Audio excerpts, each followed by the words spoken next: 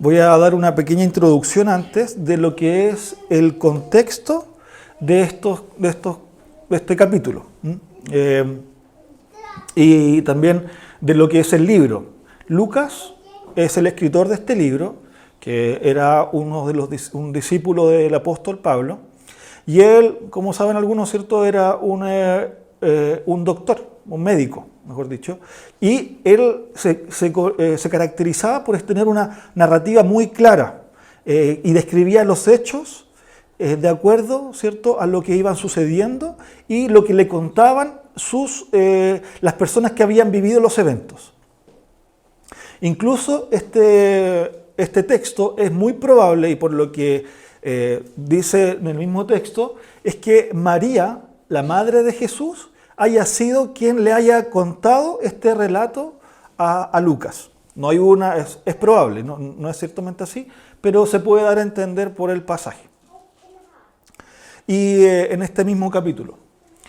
Y la primera parte de este capítulo también se nos describe una situación que había vivido un tal José, que tuvo que llevar a su mujer a su lugar de nacimiento y que su mujer la había desposado. Y claro, sabemos por el contexto que este José es el esposo de María, madre de Jesús, y José después reconoció a este hijo, se podría decir que lo adoptó. Por lo tanto, también era su padre y era lo que vimos la semana pasada.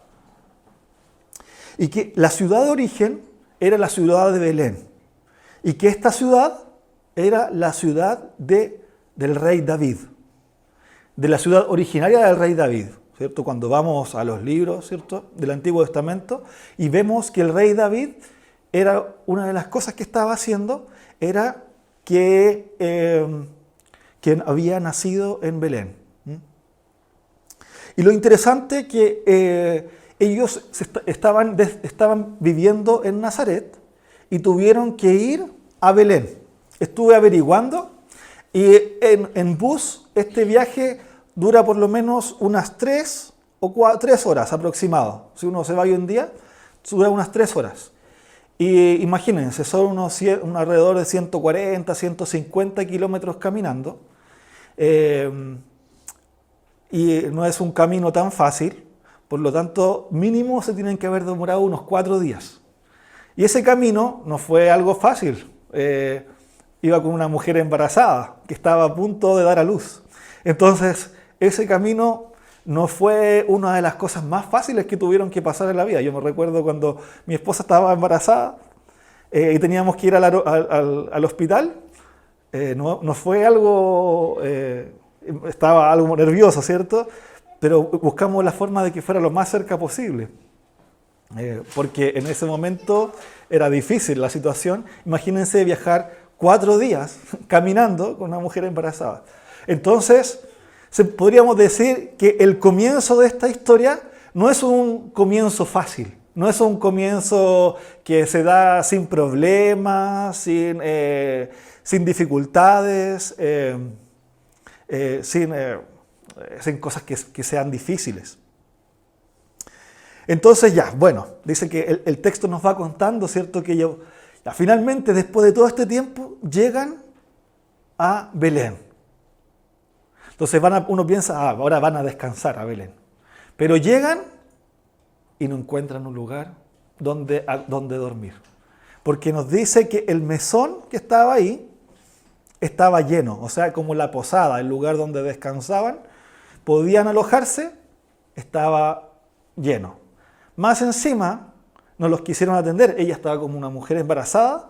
Entonces, las personas de ahí estaban enfocados en sí mismos y no tomaron atención a María, que estaba a punto de dar a luz. Así que fue una gran decepción para María, me imagino también para José. Si la esposa está mal, el esposo también lo está. Entonces, es importante para ellos encontrar un lugar. Y es ahí que encontraron, les dijeron que fueran a un pesebre, ¿cierto? a un lugar donde guardaban los animales, perdón, no un pesebre. Y entonces podríamos pensar que las circunstancias de este texto estarían fuera del sufrimiento, fuera de cualquier cosa que pasara que fuera difícil, porque iban a ser el rey. Ellos, tanto María como José, sabía que se le había aparecido un ángel que les iba a contar que a partir de eso, el bebé que estaba ahí era el Cristo, era Jesús, el Salvador. Por lo tanto, el viaje ya desde el nacimiento, desde el estómago, desde el vientre de la madre, estuvo sufriendo, no estuvo exento de sufrimiento. Y es así que Lucas, en este comienzo del capítulo 2, empieza a describir rápidamente que María dio a luz. No se da mucha descripción de este evento, pero sí se dice ya, finalmente dio a luz a su hijo primogénito. Y dice que lo envolvió en pañales y le acostó en un pesebre. Eso de que lo envolvió en pañales y lo acostó en un pesebre es un acto muy humano, muy que muestra un bebé indefenso que necesita el cuidado, que necesita y depende de su madre y también de su padre para el sostenimiento. Y es ahí que comienza esta historia de los pastores. Si vuelves una diapositiva, nos vuelves una. Bueno, y es por eso que ahora esta predicación la vamos a llamar Pastores y Ángeles, participantes del gran mensaje. Y el primer punto son los pastores, los receptores del mensaje. Vamos a ver algunas características de los pastores. Si puedes ahí ir volviendo para ver los versículos. Entonces, aquí el relato comienza con, el relato de Lucas, comienza con el versículo 8, cuando dice, había pastores en la misma región que velaban y guardaban las vigilias de la noche sobre su rebaño. Bueno, en paréntesis, yo uso a veces diferentes versiones bíblicas, así que no siempre va a concordar con esa que está ahí. Entonces, había pastores en la región que había pastores en la región que velaban y guardaban las vigilias de la noche sobre su rebaño. Entonces, según el contexto, entendemos que estos pastores estaban en la región y cercanos de la ciudad de Belén, y donde justamente también se encontraba José y María y el bebé ya nacido llamado Jesús. Y tenemos que recordar una cosa que se nos menciona, que hacía unos ya 1000 años atrás había un joven David que también había sido pastor, había cuidado las ovejas. Y que ahora se observa que su descendencia estaba ahí. Estaban cuidando y practicando lo mismo que hacían hace 1000 años. Imagínense, a veces ahora nosotros, las generaciones, a veces alguien tiene una profesión y en esa profesión hacen algo y después se va cortando otra generación. Aquí ya llevaban 1000 años haciendo cosas similares. Entonces ya sabían las costumbres, sabían cómo tenían que cuidar a las ovejas. Y algunas características que vemos de acá de los pastores es que justamente eran de la misma ciudad, de la tribu de Judá, la ciudad de Belén, de la tribu de Judá, y probablemente emparentados con José. Y también era algo común ser un pastor en esa tierra. También hay que entender que la clase social de los pastores no eran los más adinerados, no eran de la clase alta, sino que incluso todo lo contrario. Algunos de ellos eran despreciados, según algunos comentaristas, y porque era un trabajo transitorio, era un trabajo que era poco confiable, eran poco confiables muchas veces. Eran personas que tenían que pasar las noches en vigilia, como aparece acá. A nosotros, a la mayoría de la gente, no es que nos guste pasar las noches, ¿cierto? No es algo que es tan cómodo, un trabajo que alguien adinerado haría, sino que es alguien más común. Y ellos nos cuentan que ellos tenían que cuidar su rebaño. Ellos eran los dueños de sus ovejas. Por lo tanto, las cuidaban con más precaución, porque si les pasaba algo a sus ovejas, perdían todo lo que ellos tenían, perdían su sustento. Por lo tanto, era un trabajo riesgoso. Si les pasaba algo a ellos ahí quedaban, perdían lo que tenían. También, como les decía, ellos tenían que guardar las vigilias de la noche.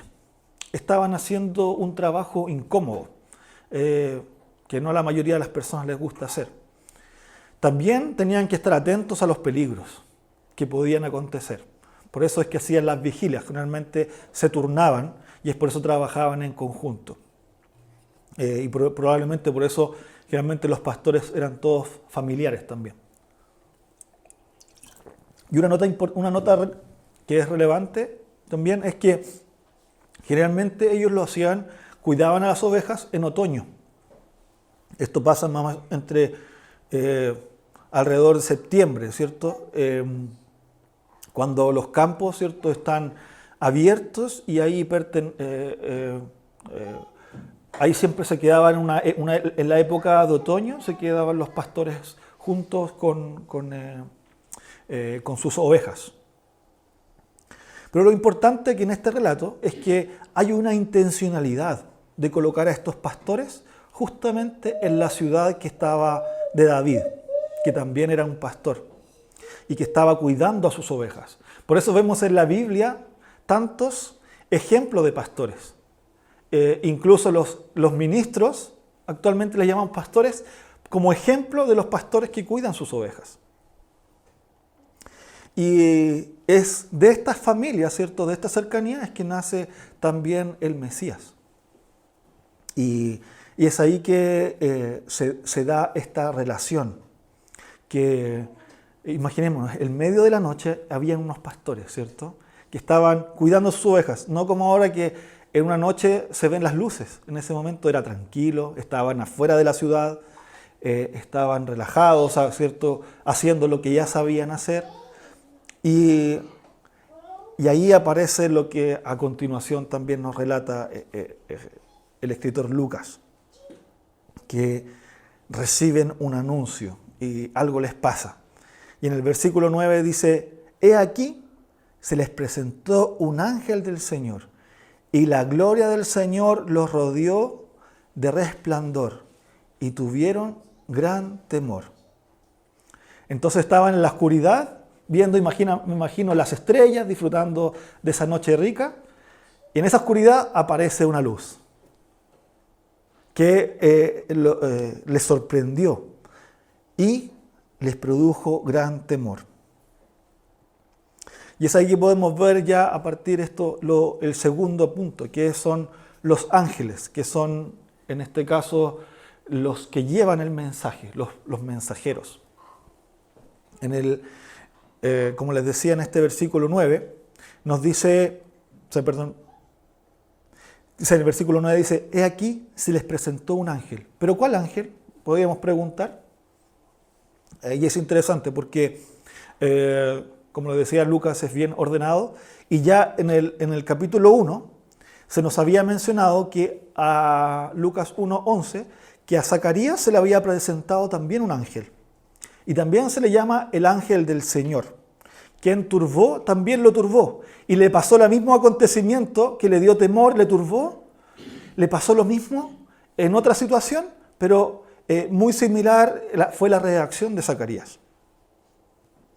Y ya en el 1:19, este ángel se presenta como ángel Gabriel, que dice que está delante de Dios enviado a dar buenas nuevas.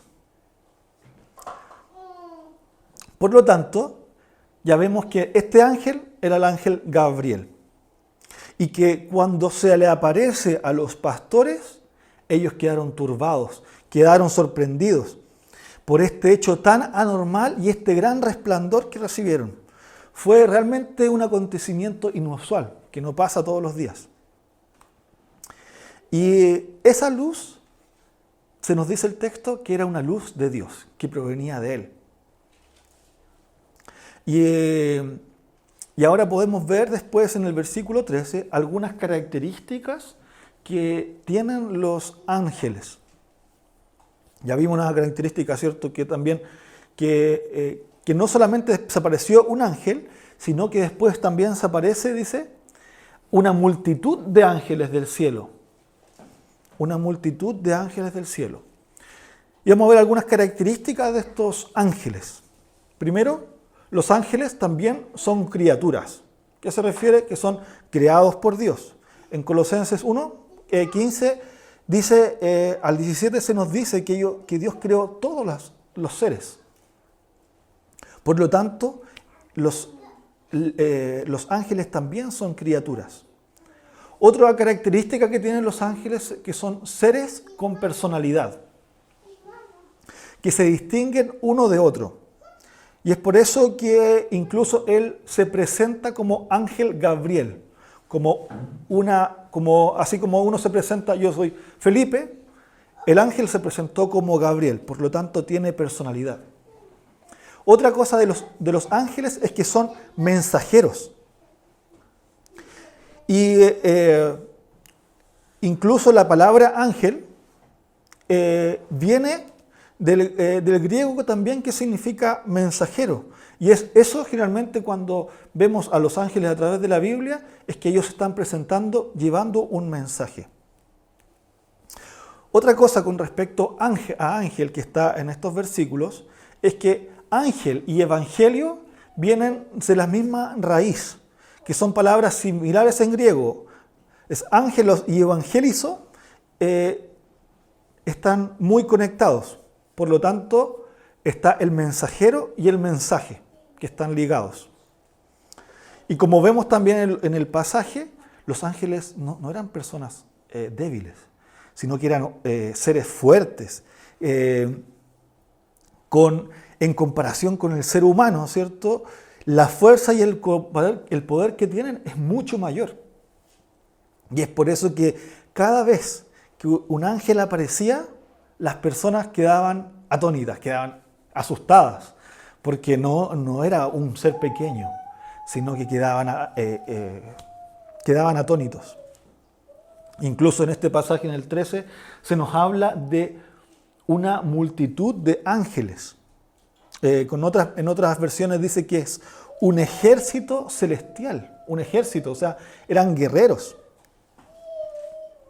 Y también vemos en Hebreos 1 que estos ángeles están sometidos a Dios.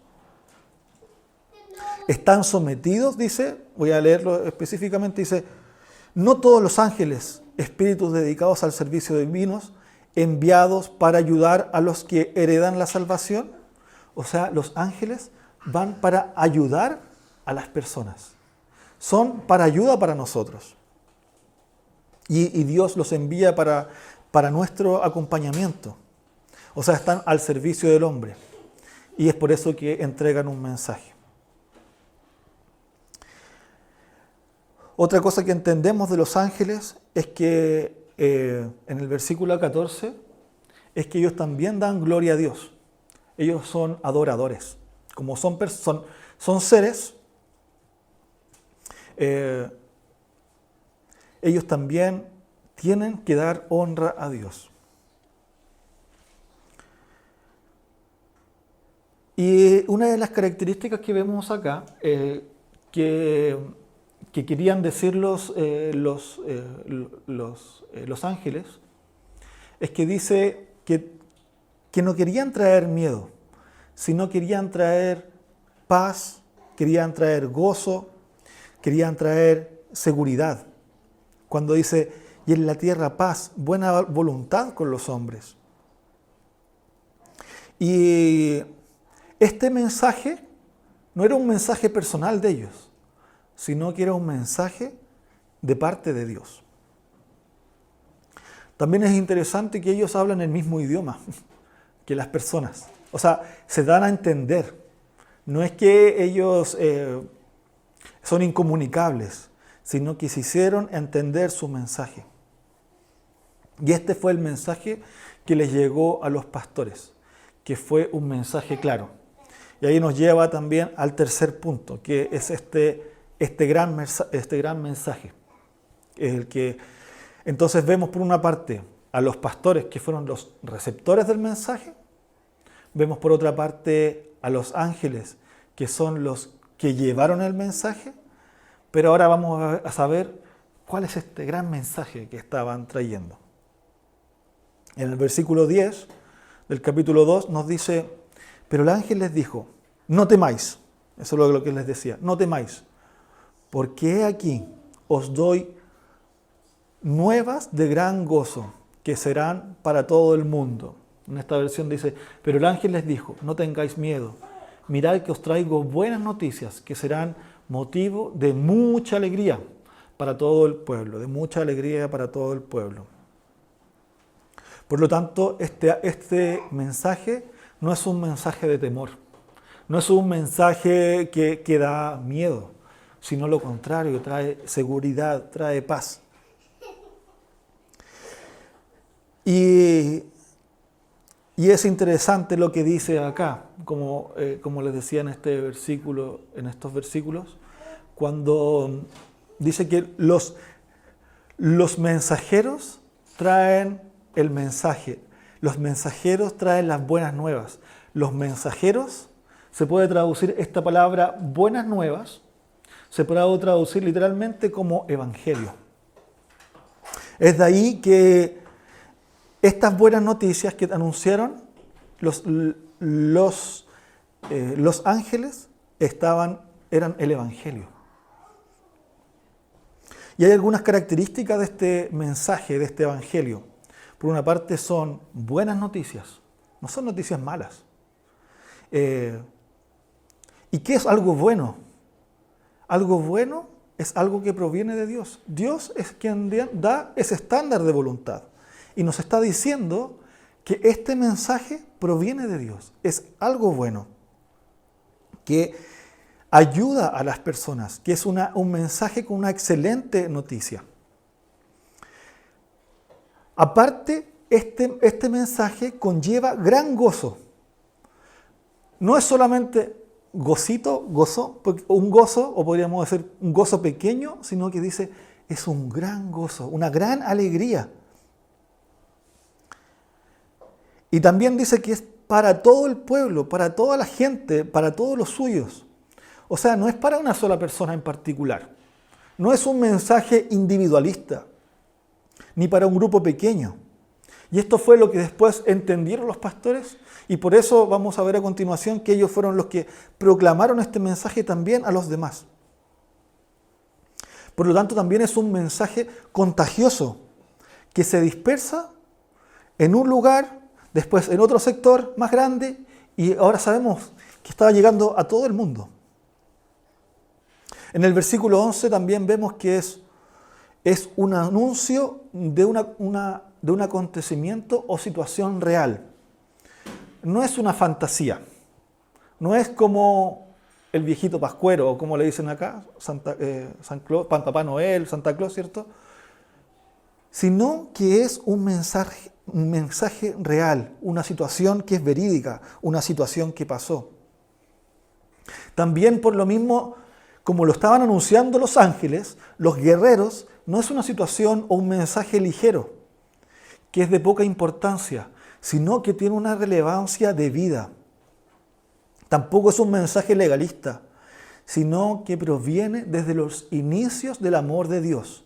Los pastores no tuvieron que hacer nada para merecer recibir ese mensaje. Por lo tanto, no es un mensaje que, como les decía, legalista. También es un mensaje de vida, porque la vida llegó al mundo y eso nos dice por medio de este bebé. Ellos estaban celebrando la vida del nacimiento de Jesús. Por eso el versículo 11 dice que os ha nacido hoy en la ciudad de David. Ese mensaje tiene que ver con la vida del Salvador, con la vida, dice, voy a leerlo específicamente, dice, que os ha nacido hoy en la ciudad de David un Salvador, que es Cristo el Señor. Y es muy importante este versículo 11, porque se nos mencionan dos aspectos con respecto a Cristo. Uno dice que nació, y el otro que es tanto Salvador y es Señor. Que nació el Salvador, que Cristo es Salvador, que Cristo es el Señor. ¿Pero qué significa que Cristo sea el Salvador y el Señor? Salvador significa que viene a rescatar, que viene a dar vida.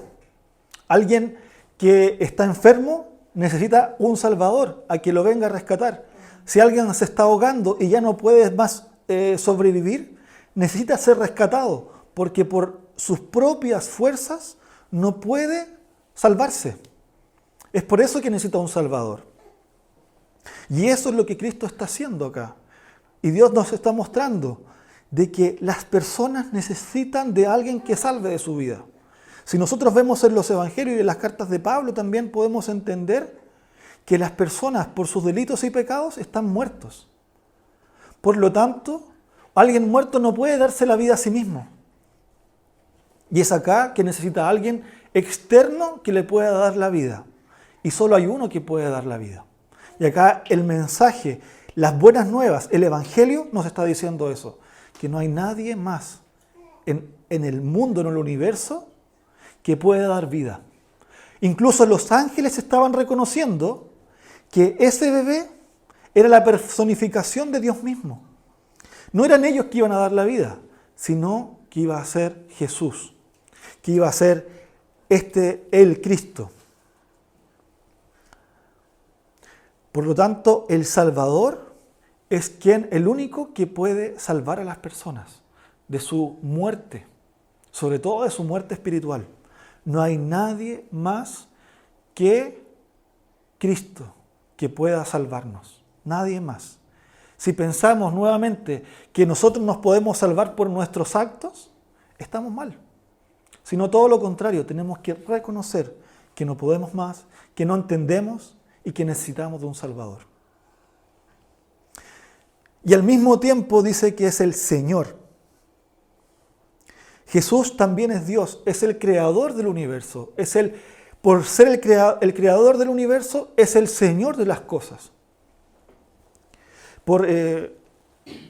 Y por lo mismo, Él se distingue como Señor. Y los ángeles también lo estaban reconociendo así.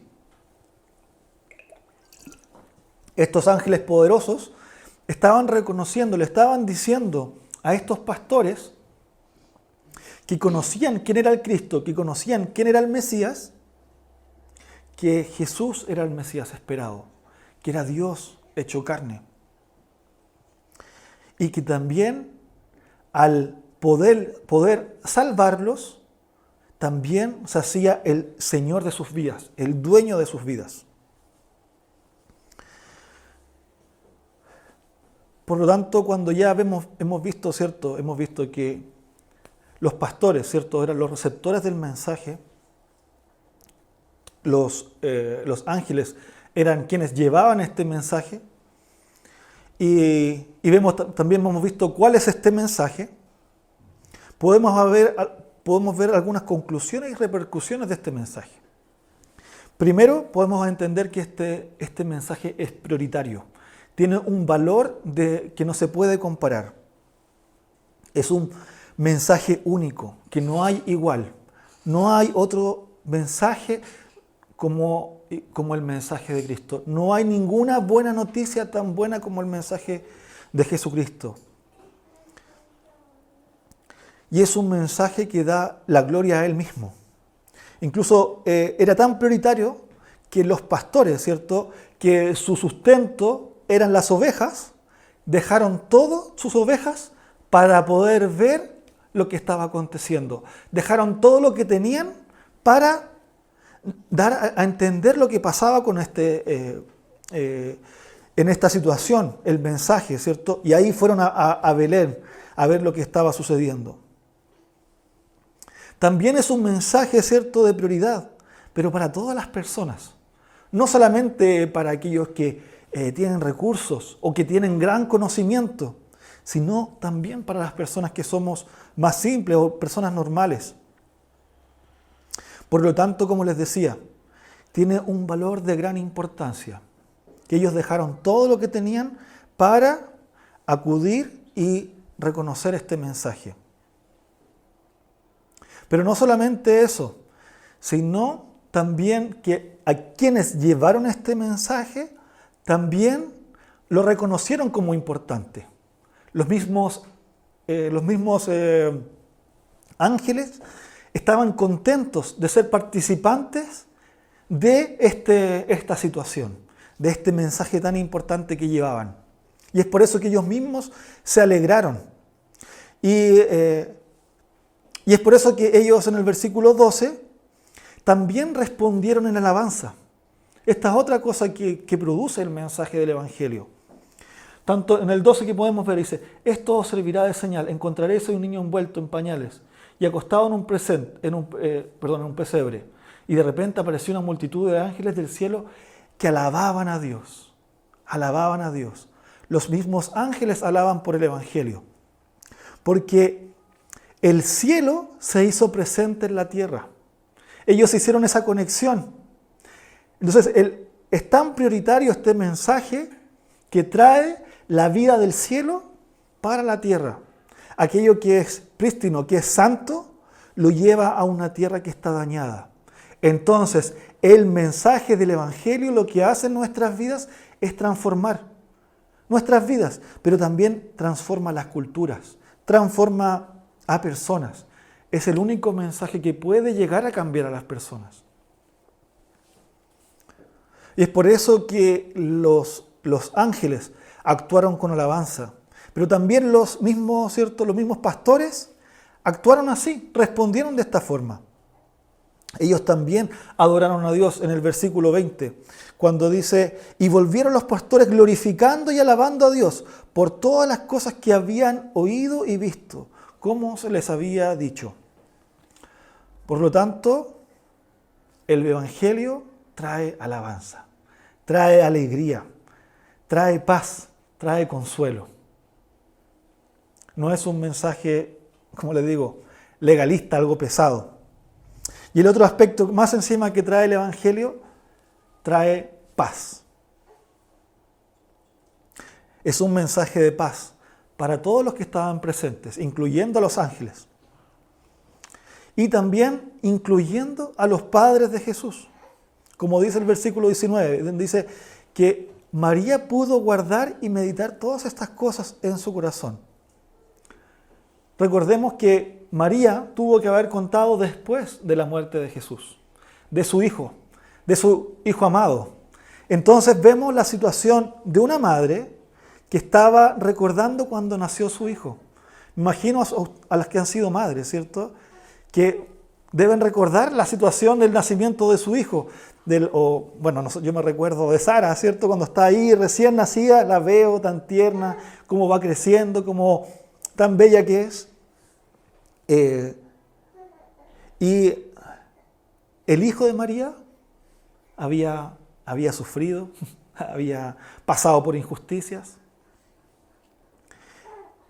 Y es en esa situación que la madre recordó, dice, que guardaba estas cosas en su corazón. Entonces, ante incluso la falta de su hijo, una de las peores cosas que le puede pasar a una madre es la falta de su hijo. Es que su hijo fallezca. Y esta situación, este mensaje, al recordarlo María, le trajo paz, le trajo tranquilidad. Pudo meditar en este mensaje. Si Jesús, ¿cierto? Imagínense, el ungido de Dios, el Dios todopoderoso, tuvo que sufrir, tuvo que traer dificultades. También podemos entender que nosotros vamos a pasar por dificultades. Por lo tanto, y igual así se nos ofrece paz. Por lo tanto, la paz no es algo que dependa o no del sufrimiento. Si me pasa algo o no me pasa algo, puedo tener paz o no tener paz en ambas situaciones. Por lo tanto, todo lo que dicen pare de sufrir, ¿cierto? Todo lo que dicen que tú vas a estar bien si tú tienes más dinero, si tú vas a estar mejor con cualquier situación, o esos pensamientos que nosotros tenemos a veces, que decimos, si me pasa esto, yo voy a estar mejor, ahí voy a tener paz. No, el Evangelio es el que trae la paz.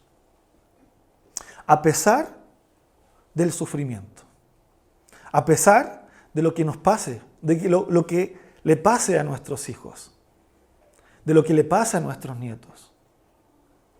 Y es eso lo que le pasó a María. Y también le pasó a las personas a su alrededor. Pero bueno, ¿qué podemos ver de las implicaciones prácticas de esto? Vemos que, primeramente, una implicación práctica, bueno, antes de eso, es que Jesús es verdaderamente humano y verdaderamente Dios. Nos está hablando de la humanidad de Cristo. Y esto significa para nosotros que Él fue un niño, tal como Sara. Fue un niño tal como Samuel, como nosotros fuimos, que fuimos dependientes de nuestros padres.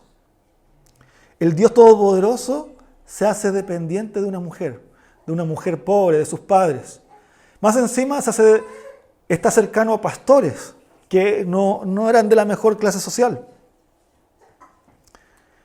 Por lo tanto, ese ser, Cristo, conoce tu humanidad, conoce mi humanidad, conoce el sufrimiento.